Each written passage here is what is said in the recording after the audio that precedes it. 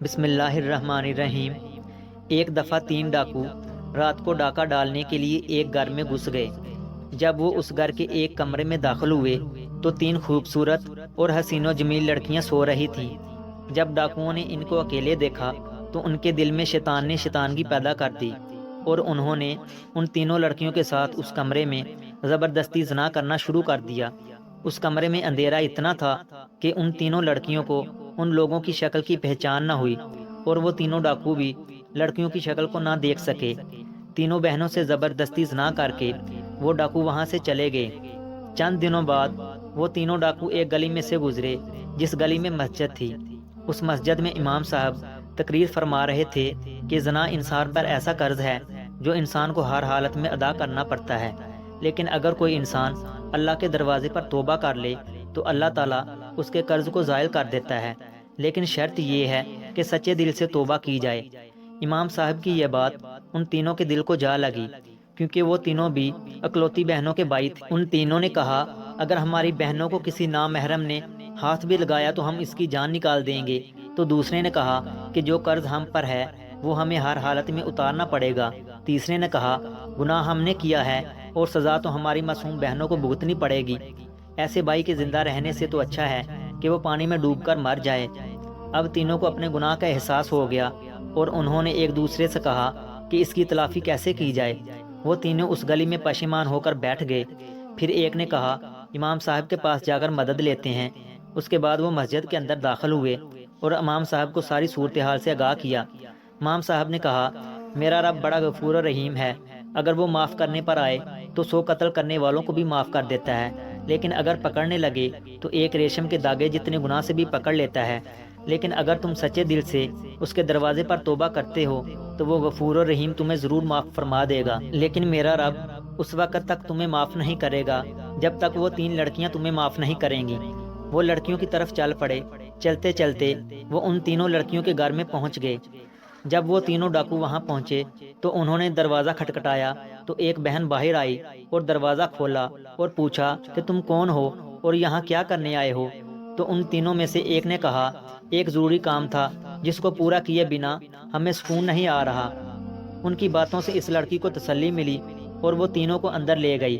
جب وہ اندر داخل ہوئے تو باقی 2 بہنیں رو رہی تھیں، تو انہوں نے پوچھا کہ تم رو کیوں رہی ہو اور کیا تمہارے ماں باپ نہیں؟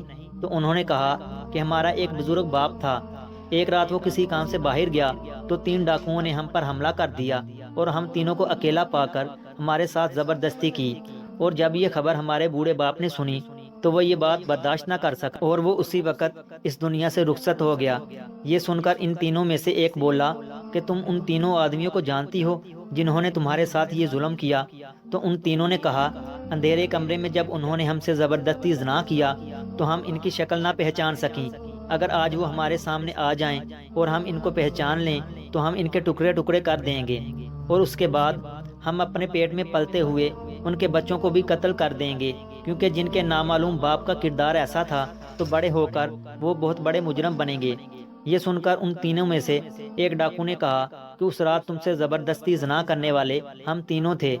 یہ سن کر ان تینوں کے پیروں تلے زمین نکل گئی اور ایک بہن نے ایک خنجر اٹھایا اور ایک ڈاکو کی گردن پر رکھ دیا اور کہا کہ تمہاری وجہ سے ہم نے اپنے بوڑھے باپ کو کھو دیا اور ہمارے کردار کو تم نے خاک میں ملا دیا، اب تمہارا اس دنیا میں رہنے کا کوئی حق نہیں۔ تو دوسرے نے کہا کہ واقعی ہم سے بہت بڑا گناہ ہوا ہے، لیکن ہم اس کی تلافی کرنے کے لیے ہی تمہارے پاس آئے ہیں۔ اگر ہم اپنے گناہ کی توبہ نہ کرتے تو ہم دوبارہ اس گھر میں کیوں آتے اور اپنے گناہ کے بارے میں بھلا تم کو کیوں بتاتے؟ یہ سن کر اس نے کہا کہ تم اپنی غلطی کی اصلاح کیسے کر سکتے ہو؟ تو انہوں نے کہا کہ ہم تم تینوں بہنوں سے شادی کریں گے اور اسی طرح ہم اپنے بچے کو ایک باپ کا نام دیں گے۔ پھر وہ لڑکیاں بھی ان کی اس بات پر رضامند ہو گئیں اور ان سے شادی کرنے کے لیے تیار ہو گئیں۔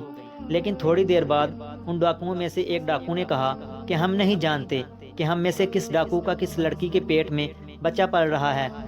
یہ بات سن کر سب پریشان ہو گئے۔ تھوڑی دیر سوچنے کے بعد انہوں نے کہا، ہم امام مسجد کے پاس چلتے ہیں اور انہی سے اس مسئلے کا حل نکال لیتے ہیں۔ پھر ایک نے کہا، ہم امام صاحب کو یہاں بلا لیتے ہیں۔ ان دونوں نے اس کی بات پر اتفاق کر لیا۔ پھر ایک ڈاکو امام صاحب کو لے کر حاضر ہوا اور امام صاحب کو تمام صورتحال سے آگاہ کیا۔ تھوڑی دیر سوچنے کے بعد امام مسجد نے ان تینوں ڈاکوؤں کو ایک لائن میں کھڑا کر دیا اور پھر ایک لڑکی کو کہا کہ تم ان تینوں کے سینے سے ناک لگا کر خوشبو سونگو، کیونکہ جب تم ان تینوں کے قریب جاؤ گی تو تمہیں ایک عجیب و غریب خوشبو محسوس ہوگی، کیونکہ ہر مسلمان چاہے جتنا ہی کیوں نہ گناہ گار ہو اور اگر اس نے نبی کا کلمہ پڑھ لیا ہو تو اس کے جسم سے ایک عجیب و غریب خوشبو نکلتی ہے، اور وہ خوشبو ہر ایک میں مختلف ہوتی ہے، اور جب تم ان تینوں میں خوشبو سونگو گی تمہیں محسوس ہوگا کہ اس دن کون سا ڈاکو تمہارے قریب آیا تھا۔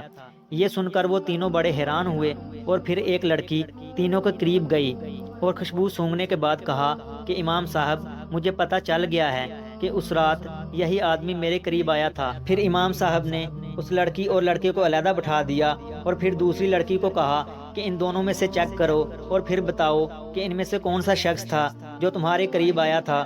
پھر اس لڑکی نے خوشبو سونگی تو کہا، امام صاحب، یہ دوسرا آدمی ہے جس سے خوشبو آ رہی ہے، جو اس رات زبردستی کرتے وقت اس کے جسم سے آتی تھی۔ امام صاحب نے اس کو بھی علیحدہ بٹھا دیا اور پھر تیسری لڑکی کو کہا کہ یہ آخری نوجوان تمہارا گنہگار ہے۔ امام صاحب کی عقل مندی کو دیکھ کر وہ سب بڑے متاثر ہوئے۔